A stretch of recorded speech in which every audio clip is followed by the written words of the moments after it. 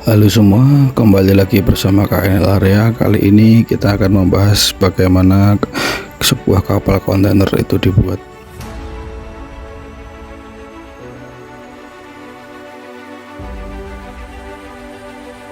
Sejak zaman dahulu, distribusi barang dan komoditas lain sangat bergantung pada jalur laut yang bisa mendistribusikan barang hingga ke seluruh dunia.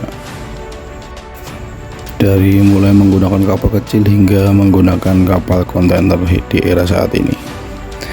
Pada era 1700-an hingga 1800-an, kapal layar kayu digunakan untuk mengangkut barang dari satu tempat ke tempat yang lain dengan berbagai model kapal yang disesuaikan dengan muatannya.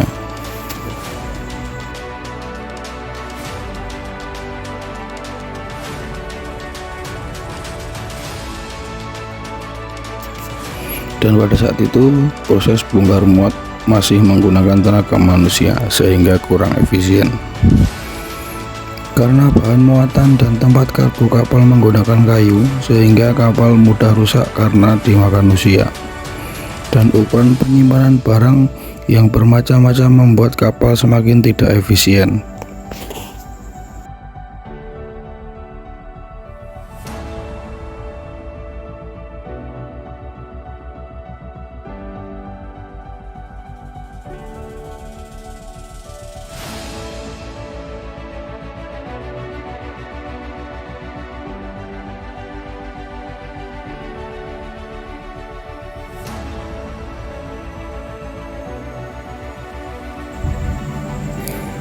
Pada tahun 1950, pengusaha pengiriman barang Malcolm McLean memiliki ide untuk menstandarkan ukuran peti kemas.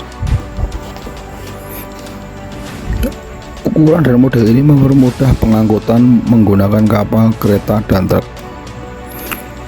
Perusahaan McLean Company Sea Service meluncurkan kapal kontainer pertama yang diberi nama SS Ideal X dengan panjang 160 meter yang bisa mengangkut 58 kontainer dengan ukuran 33 kaki.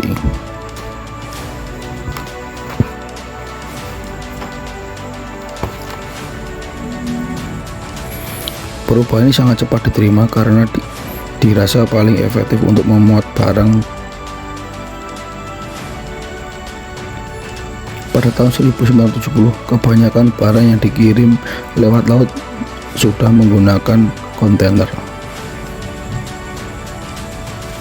hingga kapal-kapal kontainer memiliki model tersendiri dan memiliki pelabuhan sendiri yang sudah dilengkapi kren untuk membantu bongkar muat.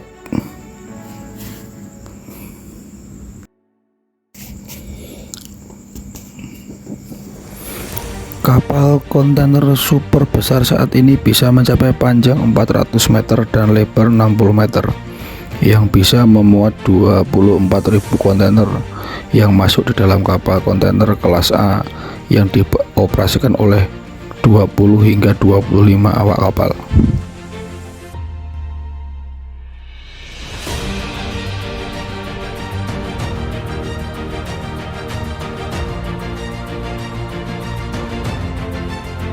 Kapal kontainer super besar saat ini bisa mencapai panjang 400 meter dan lebar 60 meter yang bisa memuat 24.000 kontainer yang masuk di dalam kapal kontainer kelas A yang dioperasikan oleh 20 hingga 25 awak kapal.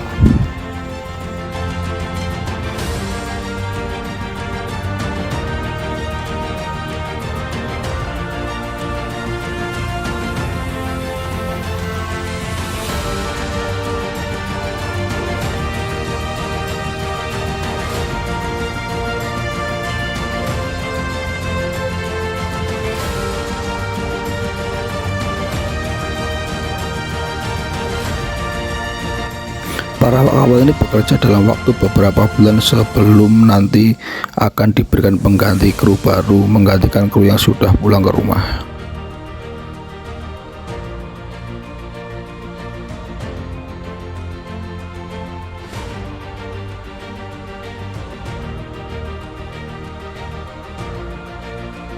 Untuk menunjang kehidupan kru kapal selama bekerja di kapal, kapal ini juga dilengkapi dengan fasilitas kamar, perpustakaan, tempat gym, dan berbagai fasilitas pendukung lain untuk bersantai melepas penat saat tidak sedang berjaga.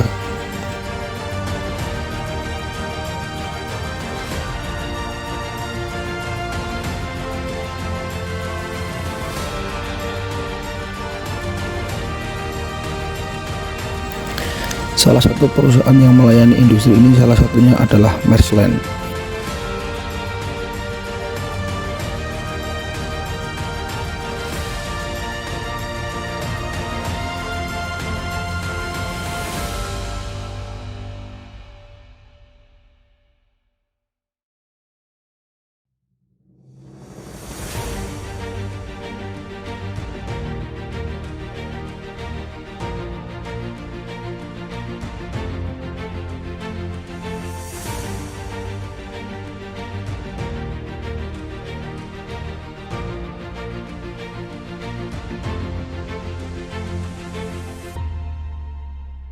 Anjungan kapal ini berada di atas dek tempat kontainer dan ruang mesin berada di bagian bawah.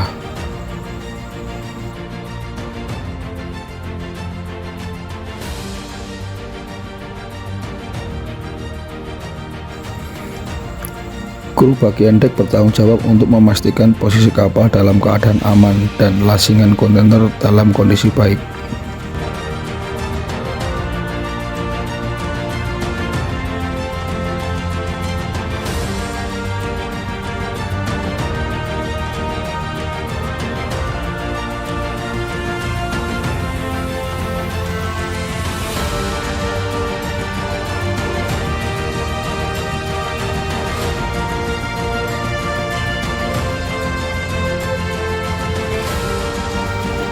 Untuk makan, kru kapal disiapkan ruang makan khusus dan makan yang baik agar kru kapal tetap bisa mendapat asupan gizi yang baik dan seluruh fasilitas yang menunjang kebutuhan kru selama di kapal.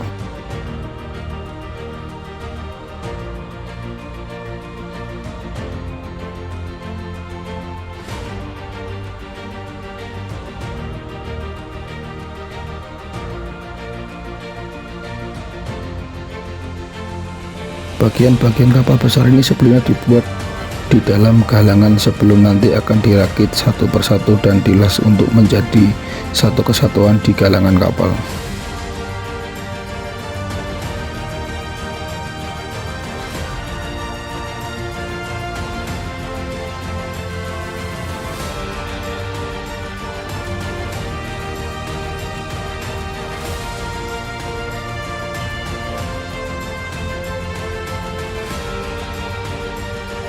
Untuk dek muatan dibuat rata agar bisa memuat berbagai muatan dengan kedalaman puluhan meter.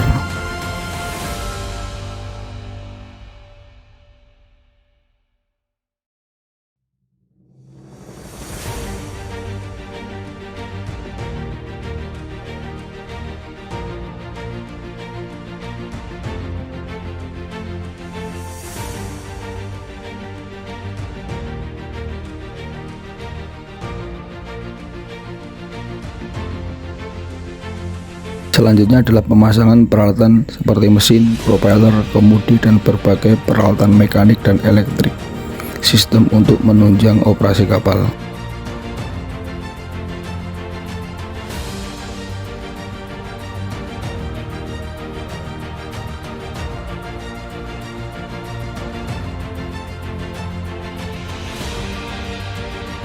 Setelah semua selesai, langkah terakhir adalah pemasangan crew accommodation dan finishing bagian interior. Dari desain hingga menjadi sebuah kapal seperti ini menghabiskan puluhan bahkan ratusan juta dolar untuk pembuatannya. Setelah kapal selesai dirakit, akan dilakukan pengetesan dan uji coba dalam berbagai hal hingga kapal dianggap lolos tes siap untuk melakukan pelayaran. Saat melakukan uji coba, kru dan engineer melakukan pengamatan sistem penggerak, sistem kemudi, navigasi, dan alat-alat penunjang keselamatan. Mesin kapal harus dipantau untuk mendapatkan kecepatan yang sesuai untuk pengoperasian yang sesuai, dan sistem kemudi dipastikan untuk mendapat bermanuver dengan aman. Setelah pengetesan dianggap berhasil, maka kapal siap untuk dikirim kepada pemilik kapal dan untuk melayani pengangkutan barang.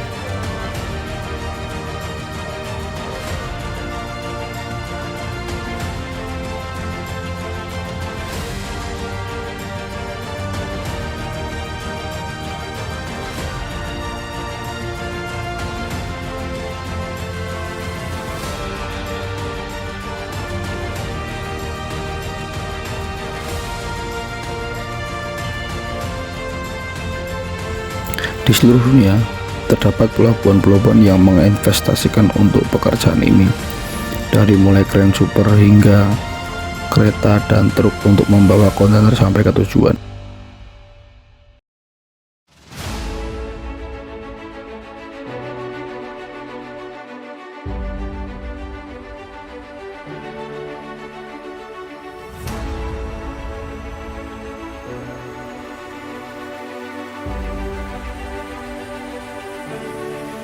Salah satu terminal peti kemas terbesar di dunia adalah Pelabuhan Minami Honaku di Yokohama, Jepang.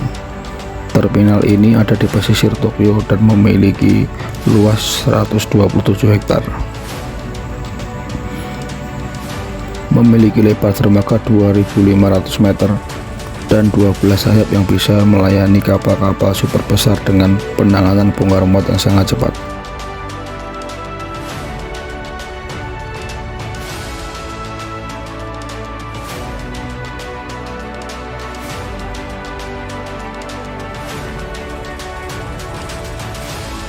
Proses bongkar muat ini menjadi proses yang sangat krusial untuk menentukan pengiriman. Dengan bantuan mesin seperti kren dan kru di kapal akan menjadi kuncinya.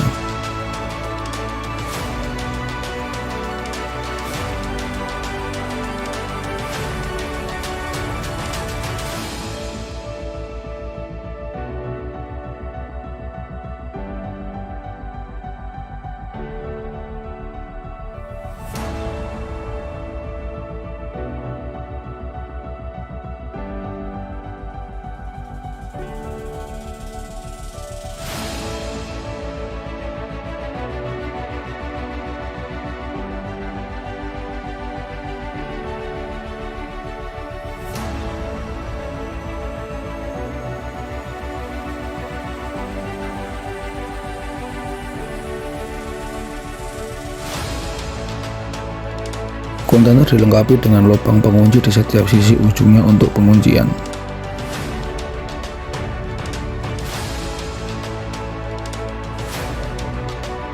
Setelah muatan masuk di kapal, maka untuk memastikan kontainer tidak berubah posisi, dilakukan lasing dengan sling atau besi agar tidak berubah dan kapal dalam kondisi seimbang.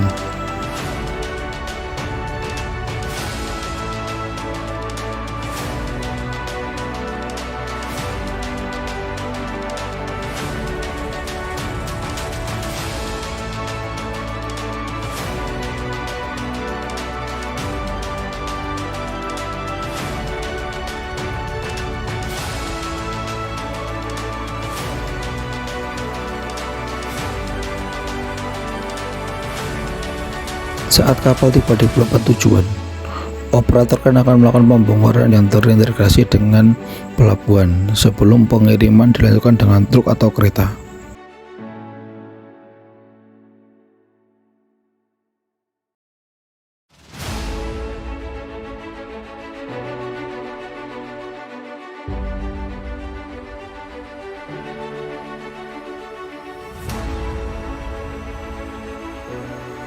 Beberapa pelabuhan juga terintegrasi dengan kereta untuk membantu pengiriman.